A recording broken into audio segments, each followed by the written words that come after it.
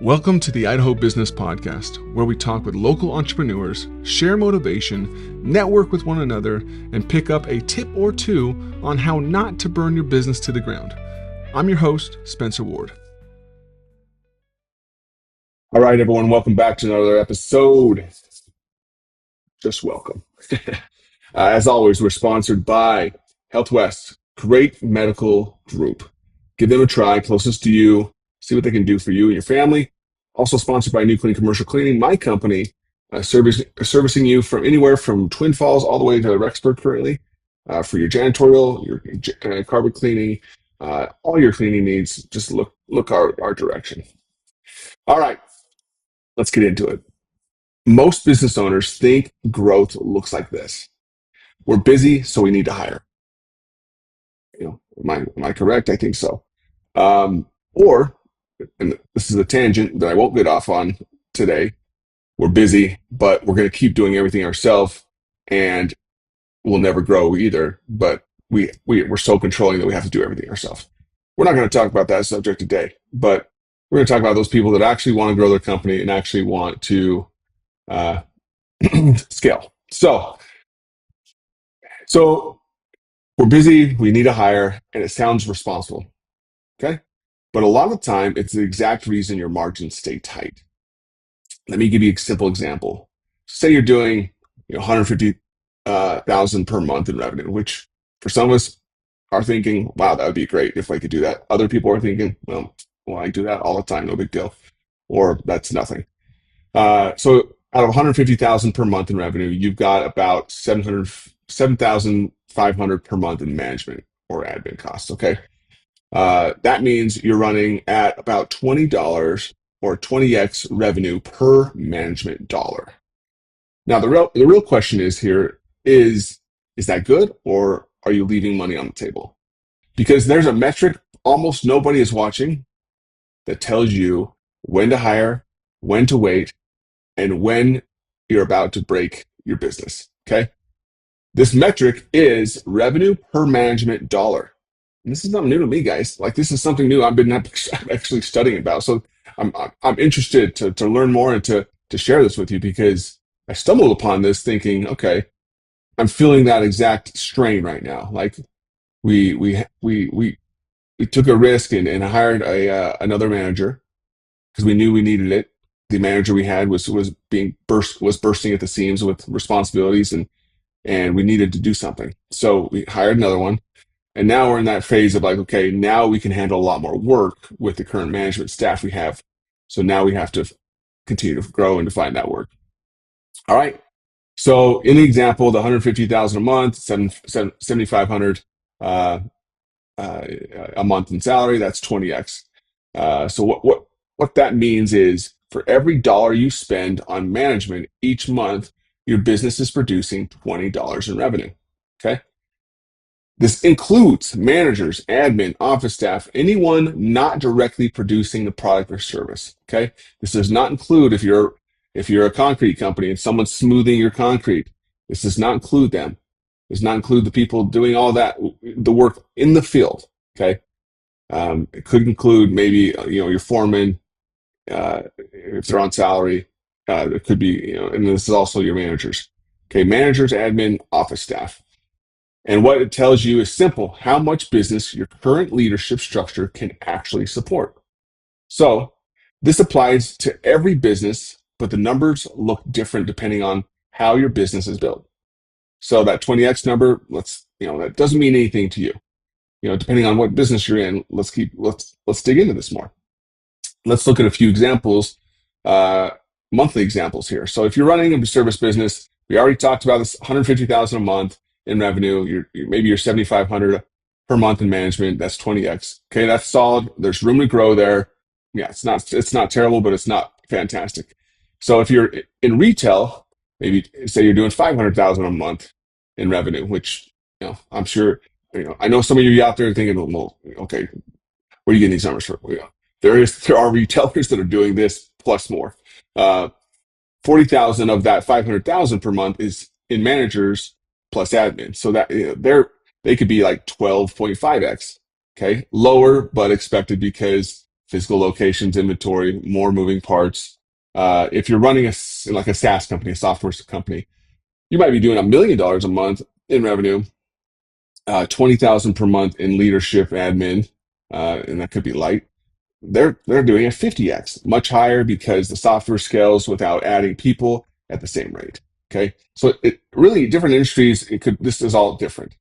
So yes, the numbers change, but don't get distracted by that. Every business has a ceiling on how much monthly revenue its leadership team can handle based on what you're spending on management each month. Okay. And most owners don't know where the ceiling is. They only find out after, things feel chaotic, customers start noticing, or the team starts burning out. These are telltale signs that, okay, you're getting to the point of your capacity with your current management team. If your management team are actually doing, upholding the responsibilities that they're supposed to be upholding. It's a different story if you have the wrong managers in place. We're not going to talk about that today. I go on enough tangents enough. We're going to keep on this subject. Okay. So here's where things go sideways. Owners feel busy. They feel stretched, a little out of control. So they hire. But that's not hiring based on capacity. They're hiring based on emotion. And what happens next? Okay. You add 3,000, 5,000 a month in overhead, and your ratios drop overnight. Here's an example. You were at 150,000 revenue per month, 7,500 a month in management costs. You were at 20x. You hire. Now management is 10,500. Now you're at 14x. Okay. Nothing else changes, but your efficiency just took a hit. And now margins tighten, pressure increases. You need more revenue just to get back where you were. And that's why so many businesses grow revenue, but don't grow profit. This is huge. This is what we always talk about, guys. I've said this before, but sales is vanity, profit is sanity, but cash is reality. And this is what we're all about here in this episode. Okay. There's times like I'm in right now where you have to hire. You're bursting at the seams. Your management can't handle anything else. So you have to hire another manager to help with that the process. And you dip a little bit, but that's only temporarily as you continue to grow.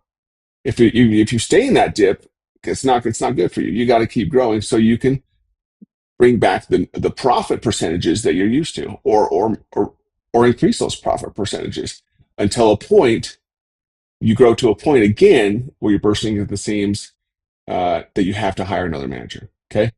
So don't get too crazy with hiring managers because, you're putting systems in place and all those kind of things, and you want to get yourself out of the business. That's all fine and dandy, but you got to make sure you have the overhead percentages correct to justify these expenses. A lot of people in the service industry will run like a 50-30-20 model. That's 50% of their revenue goes to the COGS, cost of goods sold, and that's directly to what we just talked about, the people smoothing the concrete, the people pouring the concrete, all that kind of stuff that goes into actually laying the concrete. They're part of your COGS. Your managers, the people who are in the office, overseeing things, all that kind of stuff, typically their salary or whatever, they're not in your COGS. They're in your expense category. And that category you want to try to keep at 30% or below, leaving you 20% profit to take home. Okay. This is big. If you keep a track, and this is what we talk about, keeping your numbers really, really tight and organizing your profit and loss statement so you actually understand it. This is why we do it. Instead of asking, do we need to hire? Ask, what needs to be true for us not to hire yet? That question changes everything, because now you're looking at systems, communication, efficiency, role clarity. And here's the truth. Profit is created in the gaps between when you could hire and when you actually do. Okay, we talked about that, where you're stretching, you're growing, you're getting to your management's capacity, and then you get to that capacity, then you have to hire again. But right before you get to their capacity, it's a sweet spot because you're actually making the most profit. but you also don't want to kill your managers and your staff, because then your quality goes down. Your culture goes down because they're feeling burnt out and they're feeling overworked. And this is where you have to bump up and hire another manager. Okay, let's go back to that same example. Stay at 7,500 in management, but then you grow from 150,000 to 200,000 a month. Now you went from 20x to 27x. No hires, same team, better structure. Okay, that's where margins and expansions happen. That could be 3 to 4 percentage points on that 20% profit range, or maybe you're running a different model. If you're not in the service industry, there's other industries that make a lot more money than 20%.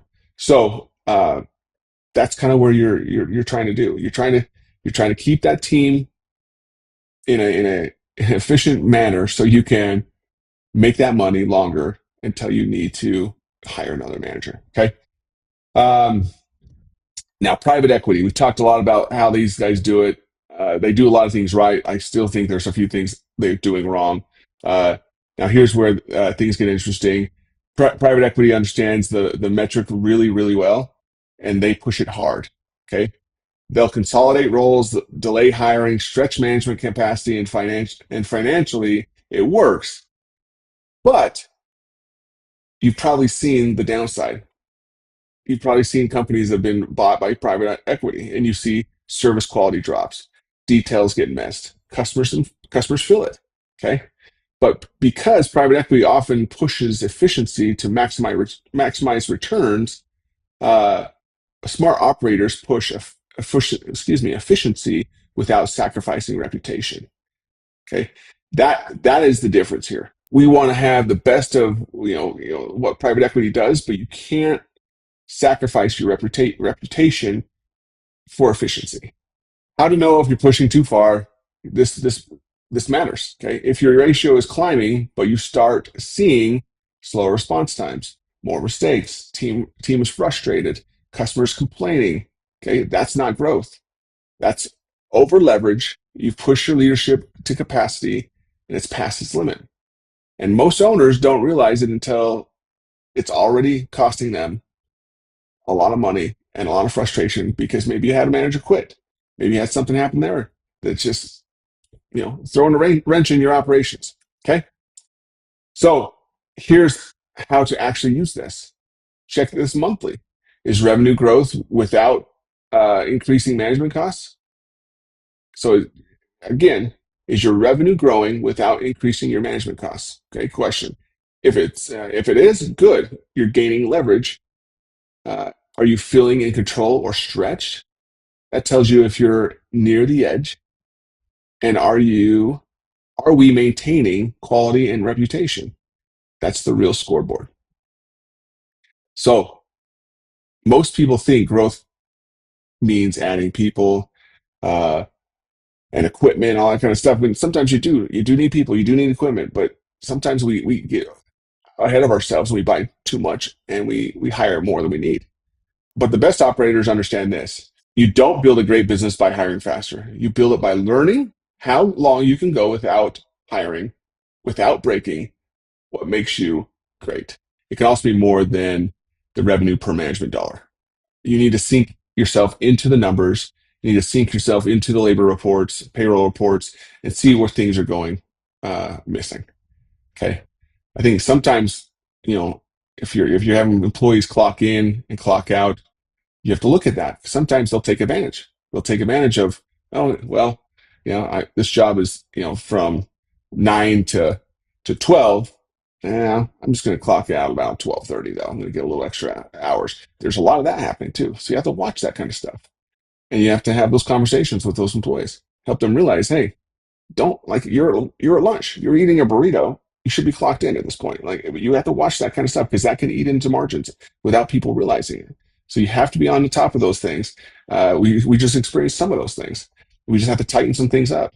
And what we talked about in this episode, there's communication that you have to improve. There's systems you can improve. And you can also automate things before you start adding more management structure into place. So Hope you guys learned something today. I've been researching this. I've really enjoyed this subject, and it's made me ponder a lot of like, okay, I know at this point where I'm at in my business, I can grow a lot more with the management structure we have in place.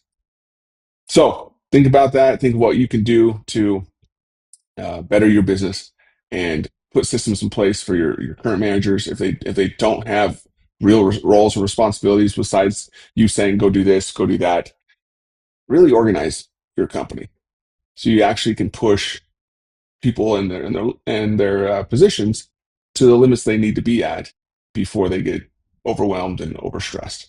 Okay. Have a great day. Have a great week. Be happy. Be grateful. Find opportunities to serve others. Adios. See ya. That's it for today's Idaho Business Podcast. Hopefully you learned something new. And if you didn't, I've got a cheat code for you. Go to theidahobusinesspodcast.com, enter your email, and get my 20 golden rules for business. It's packed with my best advice, plus it's free. Subscribe, leave a review, share this with a friend. Until next time, keep hustling, keep laughing, and keep Idaho awesome.